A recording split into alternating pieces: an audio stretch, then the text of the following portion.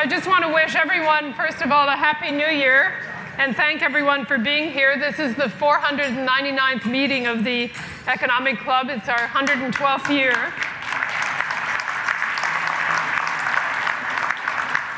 Thank you. And I'm Marie-Josée Kravis, the chairman of the Economic Club and a senior fellow at the Hudson Institute.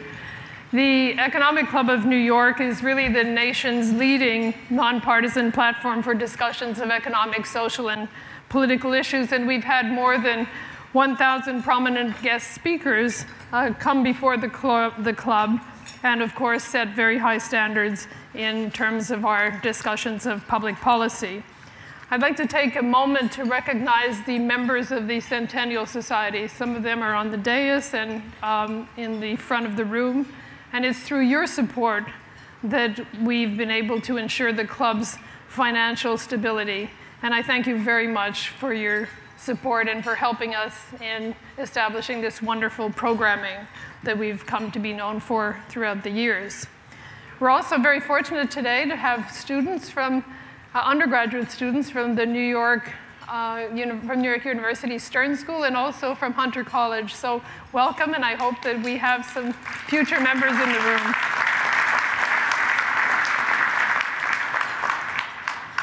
It's really a special pleasure for me to welcome our guest speaker today, who's probably one of the most important figures in the world of banking and financial markets, and also a club member, Jamie Dimon, the chairman and CEO of JPMorgan Chase, which is one of the world's most powerful companies, a global financial services firm with assets of $2.5 trillion. Jamie's a native of New York City. He graduated summa cum laude from Tufts and was a Baker Scholar at Harvard Business School, where he obtained his MBA. He began his career at American Express. He later became president and CEO of Travelers. He moved on to help build Citigroup, where he was named president, and later moved on to become chairman and CEO of Bank One. And following the merger with JPMorgan, he became president and chief operating officer of the merged entity. He became CEO of JPMorgan Chase in 2006, and a year later, in 2007, added the title of chairman to his official title. He is the chairman of the Business Roundtable. He's also on the executive committee of the Business Council and the Partnership for New York City. And in addition to the Economic Club, he's a member of the Financial Services Forum, the Financial Services Roundtable, and the Council on Foreign Relations. Jamie, both through JPMorgan Chase and his own private family foundation, is very engaged in a multitude of philanthropic activities, most of them focusing on the underprivileged, the needy, the transfer work to workforce development, and job development.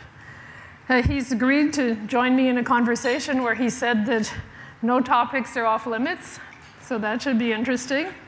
And in addition to questions that I've prepared, I will also be drawing on questions that have been submitted by our members through our online club website. So I should point out that this meeting is on the record. There are many journalists in the room. And if you please welcome me in joining Jamie Dimon, we will begin our conversation. So Jamie, thank you for doing this. The week is we're only midweek, and you've already had quite a week. Mm-hmm. You announced your earnings yesterday. And of course, you announced a profit rise of 67%, and in spite of cost increases and trading volume decline. And you announced a return on equity of 12% versus 4% last year. But nevertheless, you didn't meet the street's expectations for the first time in, 15 or 16 quarters. I wonder if you'd comment. So I'm thrilled. So thank you very much for the introduction. I'm thrilled to be here. And I will answer any questions as honestly as I can. First of all, the Wall Street estimates are what 20 people think are estimates. They're smart people. They're not smart people. I call them the smart, dumb average. I really don't care what their estimates are. They don't update them. They're not sure. People go on vacation last part of December. So, I look at and then of course there's too much focus in the short term. I mean, I look at, what's important to me? Market share, number of clients, products and services, new branches, not NIM, and whether expenses are a little higher or lower that quarter. And we can't forecast trading any more than anyone else in this room can. So I tell them, let's just stop asking. It'll be what it is. It's episodic. It's volatile. You have a great trading business. I'm proud. But it was interesting that you took a larger loan loss provision. Yeah. And I'm wondering what message you're sending to the market, what you think that portends. Well, that's because when the loan book grows, we put up loan loss reserves. So it was really because of growth, and mostly relating to consumer stuff. But if you look at actual credit, actual losses in middle market, large loans, small business, mortgage, auto, credit card, it is very good. If you look at it historically, it's in really the best 10% it's ever been. And therefore, it has to get worse. And part of that's because, we've been through all these tough times. And so over time, eventually, it will normalize. We actually show our shareholders what normal would be, and normal is quite a bit higher than it is today. So it's really good. Consumers in very good shape. Their balance sheet's in very good shape. More people coming back to the workforce. Wages are going up. Consumer confidence, was down here, and it's off the high, but it's still at quite a high number. Business confidence is still at quite a high number. Small business confidence is still at quite a high number. So the actual underlying stuff is much better than the noise you read about when you read the paper every day. So what does worry you? Is it fintech? Is it competition? Is it geopolitics? What is it? Well, look, we analyze things. We do business in over 100 countries around the world, so we have to be very, very careful. And it's not. I tell people, it's not you take risk, you mitigate risk while serving a client. So we have to serve clients and then make sure we manage the risk. So the job is always to serve those clients. We do it around the world, and geopolitical risk is always there. It may be a little heightened today because of Iran, North Korea, multiple wars in the Middle East, et cetera, Brexit, trade policy, China. So those, obviously you should worry about those things, but we don't actually make a lot of businesses around that. The thing, and obviously, I know you had the Fed governors here and coming here soon, and Fed policy obviously has a little bit of consternation out there. But what I worry about most today is bad policy. Just bad policy, that we don't get things done that this country desperately needs, like immigration reform. I think we need to get a good trade deal. I think there are legitimate complaints about China. And we got Japan and Europe are kind of with us in that we should fix it. I think China wants to fix it. I'm a little hopeful we get that kind of done. We got to get kids back to jobs. We got to get, we have the community college. Jennifer Robb is here, but we have in these community colleges, I think there's 500,000 kids who go to CUNY. Between the community school, and 16 or 20% graduate.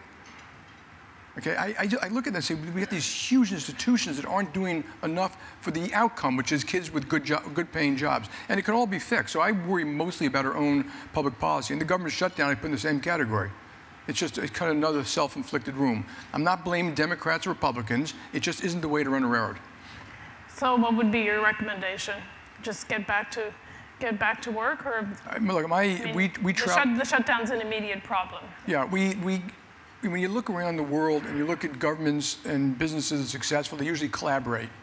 They understand that you need business. Business generates jobs and capital investments and productivity. Business should be civic-minded and community-minded, but it's not going to work if you fight all the time. It's true for Democrats and Republicans. When the democracy was formed, that meant you compromise. That's what a democracy is. You can't have a democracy where you refuse to compromise. That's where you go someplace and you sort out your differences and you figure out where you're going to build the railroad tracks, where you're going to build the school, and how you're going to take care of your citizens. So at one point, we've got to get back to regular government. You mentioned yesterday, I think, that if the shutdown were to last much longer, it could portend zero growth for the first quarter. How much longer does the shutdown have to continue for growth to really suffer? What I was referring to was an economist who said if it lasts for the whole quarter, it could reverse the growth of the quarter, which might have been 2 to 2.5. It could be zero. And I don't know that. It's really hard to figure out what the shutdown does to the economy. And also, there'll be a little bit of a bounce back after that. So that's just the effect in the quarter. Remember, a lot of these people are not being paid, are going to be paid. They're just going to be paid kind of late and painfully. And but it is a negative. Sentiment does matter in business. And so the more we create negative sentiment, the worse it is. And I hope there's a deal to be done. Give the president money for border security. I don't care whether you call it a wall or a fence or whatever, and then do something in DACA or merit-based immigration, which we need anyway, and almost every citizen is for. So let's go back to JPMorgan, and speaking of being in touch with your customers and so on. You do a bus tour, and you really do keep your ear to the ground. And what is it that you're hearing? I mean, you talk about the confident business sentiment and so on, but there are issues that are out there. Yeah, so mostly, these bus trips are great. Like, these are just road trips. And we do it in jeans and polo shirts. We go to operating centers and call centers. We have lunches like this in Cincinnati. We do lunches for small businesses and for our own people. And on the bus in between, some of the stops, we have tellers and branch managers. We give them beer and immunity. Tell us whatever you want. And it's the only way you learn, both from customers and your employees, what you can do better. That's the point. To be self-critical and to have a little fun at it. But if you go city by city, a lot of these cities are doing much better. And it's like even Detroit, we put a tremendous amount of effort in, is doing much better because it has a wonderful mayor. The big lesson, when the mayor doesn't want to do anything other than be mayor, and he's working with civic society, think of schools and hospitals and not-for-profits, working with business, they can turn a city. And you've seen that in Idaho, you've seen it in Cincinnati, you've seen it all around the country, and that's what we should be focusing on. The mayor of Detroit, when he talks about, when he got elected, was a white man, was a write-in vote, and a white man in his town that was 75% black. He didn't talk about Democrats, Republicans. He talked about, I got to turn the streetlights on. We need more security. The ambulances have to show up faster. My schools have to do a better job getting kids jobs. I need more jobs. I need affordable housing. I need some infrastructure between Wayne State University. And when we heard all that, we were all in with him. That's what we think government should be doing. How do you solve the issues to make these cities better for everybody? And you learn a lot. But if you travel in America, confidence is quite high. Remember, I remind people there are 160 million people who work. There are 325 million Americans. Only so many watch CNBC, CNN, read the Wall Street Journal, look at FT. And I'm not saying that's bad. It's just not their main concern. They're not focused on all of that. They focus on their wages and their jobs and their confidence and are their kids being taken care of, and those things are actually okay. And what about small business lending? But you said the problems. We had an uncompetitive tax system for 20 years, which damaged our country. So this whole thing about tax for business side wasn't about what it's going to do this month or this quarter or next year. It's about a permanent benefit, which is cumulative over time as capital gets retained and reinvested in the United States. We've already mentioned immigration, trade, tax, regulation.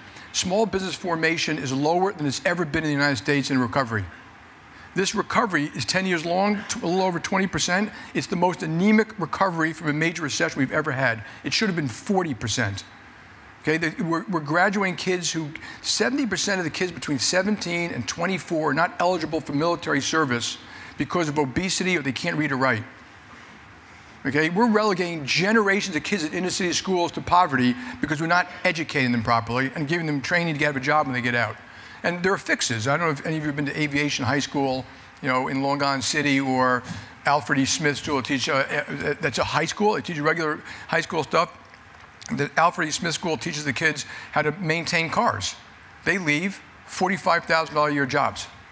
And if we don't do a better job, we're going to have ongoing political disputes, slower growth, more anemic. So we have to do all those things, and most of those things are our own policies. They're not the weather. It's not anything that we can't control. It's stuff that's in our control. Oh, I should mention infrastructure. Okay, we put a man on the moon in 8 years.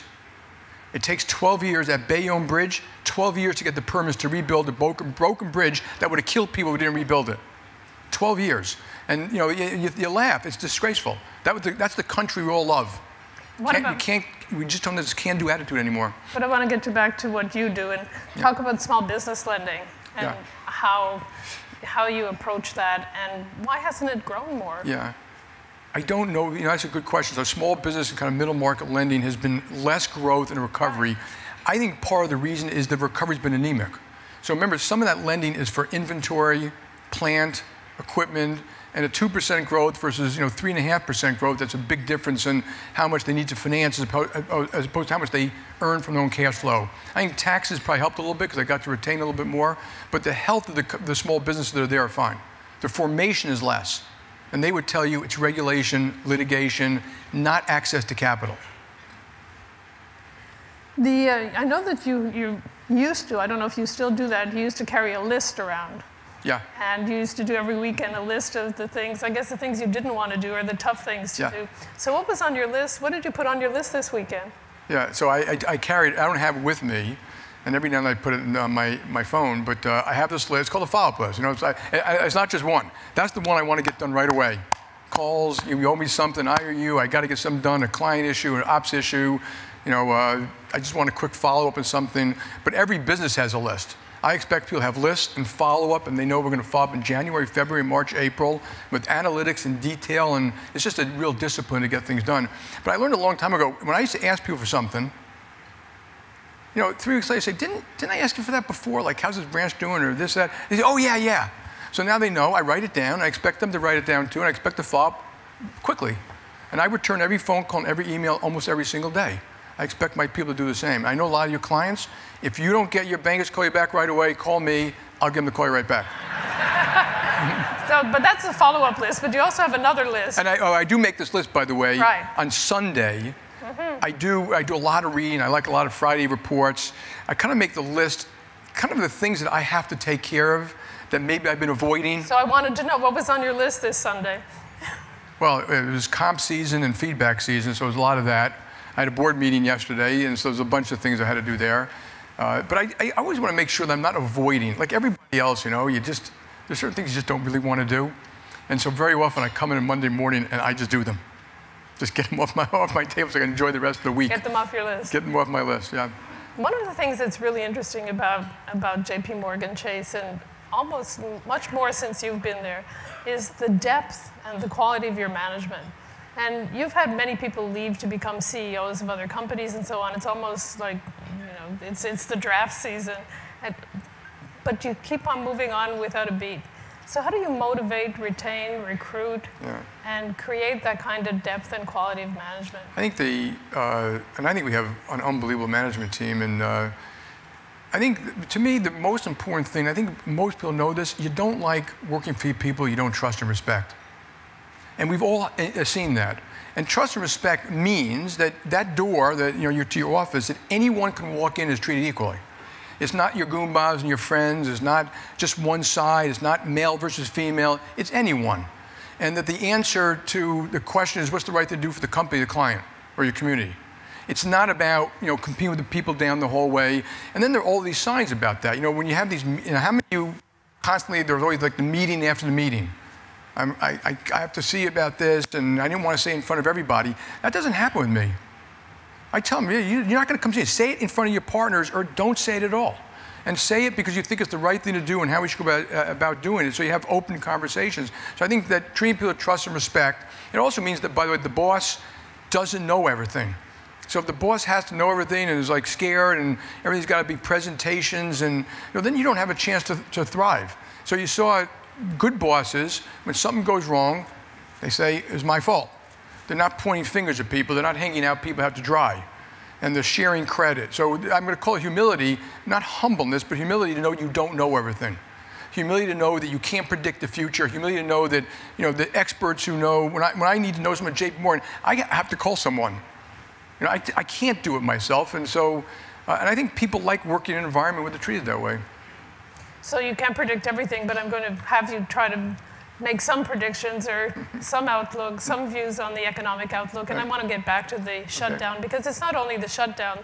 Even if we resolve the shutdown quickly, the next issue is the debt ceiling. I mean, there are a number of issues that pertain to our fiscal situation. And I'm wondering how you see that and how you managed to navigate through all of that. So we have risk committees that meet every week. I go when I'm in town, which is only about half the time. And every one of these, you can imagine the diligence which we go through, the detail. The last time we had a government debt ceiling thing, we spent, I'm going to say, $50 to $75 million getting prepared for it. And it would be an unmitigated disaster. But we had to think through that if you're getting Social Security checks, depositing a thing, are we going to front that to you? That the money would stop circulating around the world, that you would have had default of certain government securities by law, U.S. government securities, therefore a lot of you would be forced to sell these securities. And I can go on, and the government didn't, I mean, here's a basic question. Does the government debt cross default? Now, even all the people up here who are geniuses, does government debt cross default? It does not.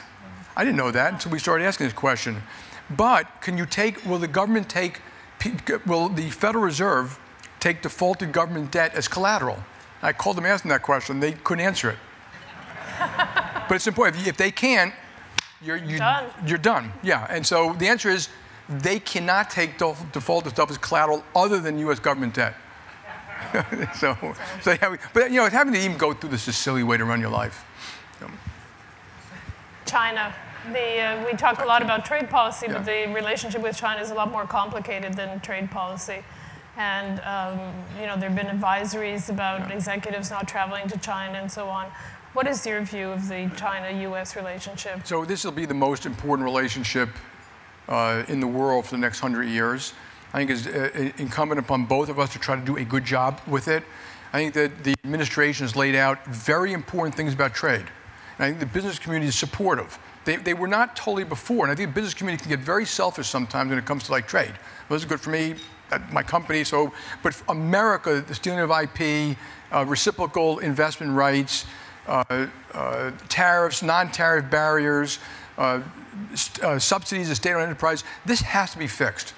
I think China knows and is serious. So now you have serious people on both sides who are actually listening to each other and talking. And you read what's in the press today, or in the last couple of days, Secretary Mnuchin is meeting with the senior ministers of China next week, I think next week, or maybe this week, and that's important.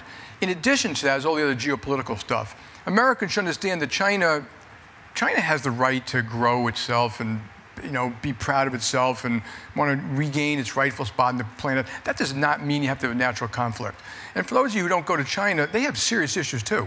So take America. We have all the food, war, and energy we need. Our neighbors are wonderful, Canada and Mexico. We have not had a war with Mexico since 1848. We're pretty lucky. There's no war in North America, South America. If you go to China, their neighbors are North Korea, South Korea, Philippines, Japan, Indonesia, Vietnam, Afghanistan, Pakistan, India, and Russia. They don't have enough food, war, and energy. They have 500 million people living in poverty. They don't have a rule of law. They talk about their own corruption. They don't have our institutions. They don't have the depth and transparency of our financial markets writ large, venture capital, private equity. They don't have the university system we have. They don't have the innovative culture we have. They have a long way to go. So this notion that somehow it's automatic success, that's not right. What we should be doing is working with them together to make it a better planet for everybody. The other thing about China, by the way, they've never been expansionary. If you go back 2,000 years, China was never invading its neighbors. Now, that was not true of Italy, Greece, most of the European nations. Okay, that's not the way they are. So, I think it could be worked out, but it's going to take serious people working hard on it. But how severe is the current slowdown in China? It is a slowdown. So you've had economically, we kind of had Goldilocks in October. We're going to 3%. Things feel good. Inflation out of control. The Fed's raising rates gently. You had global growth in Japan and Europe and China. And now you had a slowdown. Now, I think it's probably a slowdown as opposed to, we're on our way to a deep recession. So even the IMF thinks we'll have global growth like 2.7 to 2.9 next year, down from 3.5. That was their prior projection. America, the shutdown, looks like it could be growing to 2 to 2.5%. Japan's growing a little bit, but there was a slowdown. And China is probably the most serious one. And the one with more ramifications for the rest of the world, because China growth of 5%, is $600 billion a year of GDP growth of the world. Now, the thing about China is they have the wherewithal. They owe the money in their country to themselves. They can macro-manage in a way you can't do in the United States. There are 7 people who control the nation. They're quite capable. They're quite competent. They simply say, you're going to lend to you. You're going to hire people. You're going to build that bridge. And it kind of works. It'll work for another 5 years or 10 years. They can macro-manage. And they have the wherewithal to recapitalize their banks if there's a problem in the financial system, which there probably is. And so they're trying to work that through to keep jobs, peace, prosperity. So my view is that they'll accomplish that the next couple of years. There will be a point and I've said this to my board, and I don't know if it's 3 years or 10 years out, where they will have more serious consequences when they have market reform. You know, you can't tell people not to sell stock in most parts of the world. The Chinese do. And so they can do things we can't. So I think they'll have issues as they become a more fully developed nation. And I think they understand that too, by the way. Are you as sanguine about Britain and Brexit? I've always thought, look, you can argue two sides. Britain being free of a sclerotic Europe is not an unreasonable thing. It isn't possible to do in an undifficult way. And so the thing about Brexit was always the complications are extraordinary. The British people don't fully understand what it means. They're just finding out. Companies are just starting to tell people, well, if this happens, I have to do that. Whether it's moving a plant or closing something down. And so I think a hard Brexit will be a disaster for Great Britain. We don't think it's going to happen because it's bad for Europe too. So they'll just extend things and have kind of agreements. But we're prepared for a hard Brexit. I mean, we had no choice to them right from the start. That JPMorgan Chase can't be in a position where we get to March 19th or March 20th and we can't conduct business in Europe. It just isn't possible. So we've already spent hundreds of millions of dollars getting prepared for that. But we are prepared for that, but not everyone is. Customs ports aren't, certain exporters aren't, certain manufacturers aren't, certain real estate people aren't. And there are also the unknowns. There are things that will happen in a hard Brexit we don't understand today. And so you have to know that's going to happen. It's unfortunate. I'm hoping that they have a withdrawal agreement, which all that is kind of an agreement in principle that gives them 2 to 4 years to negotiate a real deal. In that 2 to 4 year period, I shouldn't say negotiate. I've told us to the Brits, it's not a negotiation, it's a surrender. Right. It's 100% up to what Europe wants. If they want to take this business, this thing, that swap facility, they can simply dictate it. And Britain has no choice. So I'm not saying they're going to do that, but it's a really complicated situation. And the Brits were dealt a bad hand, and they played it badly. And complicated even more the European elections and the fact that right. The disruption in Europe could be much we don't know who's going to be negotiating. The regulators are going to change, the politicians are going to change. The head of the central bank is going to change. The head of the central bank is so going by to the end of the year, we'll have a whole new cast of characters. Exactly. How do you prepare for that? I tell you, the most important thing is, like, if you're a client, we want to serve you through thick or thin. So we were doing stress testing way before stress tests, and most of those to look at what are the range of possibilities, even the worst ones, and the JPMorgan has to survive the worst one. Other than that, and the multiple secondary, tertiary effects of the worst one. So think of a disaster in China we can handle. Think of it, whatever it is by country we can handle. If Europe goes into a great recession, we can handle it. That's not my preference. Obviously, it'll affect our earnings and stuff like that, but we'll be fine. The goal to me is to do better for the clients next than we did this year. The earnings themselves will fluctuate a little bit based on some things I can control, some things I can't control. And so we try to run our business to be very coherent. Countries don't, and clients don't like it when a bank is in and out. You can't go in and out. You can't be a fair weather friend. So we've been in these countries for 50 years, 75 years, 100 years, 125 years, 150 years. We've been banking some clients that long. And we are going to continue to do that through thick or thin. We did it right through the Great Recession, whether it was making markets for clients or rolling over trillions of dollars of debt at the same price. I'd say banks never got credit for this, but in the middle market and large corporate, they raised credit at the same price. Not at the market price, which was 17% for some of these clients, but at LIBOR plus 250. And so because we're their lender of last resort, and we try to play that role, knowing that's not about earnings at that time. It's about getting society, getting the economy functioning and healthy. You have said though that if you had to redo what you did during the financial crisis, that you'd be much more reticent. That your trust in government has really eroded. Not only your trust in government, generally trust in government, trust in institutions, whether it's the church, the schools. How do you reestablish trust? You learn over and over the same lessons. I always say the lessons relearned. I don't know if any of you have ever been in a boxing ring. You learn over and over not to drop your hands. And it takes a while before your instincts, that thing's to keep your hands up. And so the governments, and this is true around the world, one government can agree to something and the next government can change it. And they change it based upon political whims. You can protect yourself, but when any government comes after you and says, we don't care, Well, it's very hard for a bank to do anything. You don't have like a place to go. You really don't even have a court to go to in most places. No. It's simply the regulator, the politician, the litigator, and you got your back up against the wall, and they use that. I don't think they should. So, the American government, when Bear Stearns and WAMU happened, I thought it acted completely inappropriately. I will write about that in my book and probably name a few names. So just one last point. That part would be fun. One last point, which is maybe less contentious, but maybe even more complex, is healthcare. Yeah. And you have established a partnership with Amazon and with Berkshire Hathaway in an attempt to reduce healthcare costs. But there's a lot of discussion about the price of pharmaceuticals, of drugs, and so on. But that's only about 8 to 10% of our healthcare costs. Yeah. What are your priorities, and so how are you I should have, when I listed the series of issues facing the United States, that's one of them. It's now 18.5% of GDP. Our average developed world is 9%. So as a competitive thing, now of course if you get better health, it's a good thing.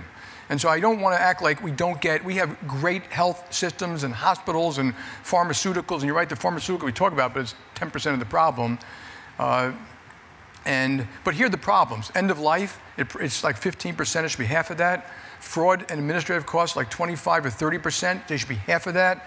Drugs are underused and overused. As it turns out, we all put in high deductibles. We thought we were getting people skin in the game, they go shopping more. They don't shop. I mean, I can ask you all get blood tests and MRIs or CAT scans, whatever. You have no idea what they cost, and you never asked. Doesn't matter if you have a deductible. And you can't go on your phone and get it. There's no transparency either. Even though now hospitals, are supposed to be publishing those things, but they're almost impossible to read. And then, wellness. I mean, 40%, I think 40% of our healthcare costs are related to obesity. And obesity drives cancer, diabetes, heart disease, stroke, depression. And you think we'd be teaching education, nutrition, and some, like just walk a little bit to kids in high school and grammar schools. And I was a kid, I remember President Kennedy put in that, I forgot what it was called, but we all were running 660s and all doing push-ups and pull-ups. And we got to get back to like common sense stuff. And then get rid of the inefficiencies with data, transparency, analytics. And there are 40 million uninsured. So I think we should have we need to have universal coverage in the right way for Americans. So even the 40 million uninsured have access to your emergency rooms. So it's not that they can't get medicine, they just get it the worst way. That visit is $10,000. A little bit of prevention is $1,000. And so there's so many things we can fix. And so this health thing is Amazon, Berkshire, JPMorgan. We got staying power. We've hired some great people. We're going to take the long-term view. We're going to figure out how to attack this problem using data and analytics, and we haven't decided how to do that yet. As you know, it's extremely complex. And anyone who wants to help, we're not trying to do this against it. Ours is a not-for-profit thing. We want better outcomes for our people. We think we can save a lot of lives fixing what I just talked about at our own company. Diabetes, we have. Now with the wellness programs we do, the actuaries tell me you're saving 50 to 75 lives a year because people find out that they have high blood pressure, they could drop dead from, or walking diabetes, they could drop dead from. And so all these things, we just have to do a better job. And it's going to take a while to fix it, and it needs to be sustained. The thing about Obamacare is it didn't fix the fundamental problems. It just added people to them. And so we just got to kind of go back and say, how can we do a great job for the American citizen, fixing the problems, and it's not against anybody. We could go on, but somebody's just pointed out that we've run out of time. So, Jamie, thank you so much for coming and for being so candid and sharing your You're welcome. Thank you very much. Thank you.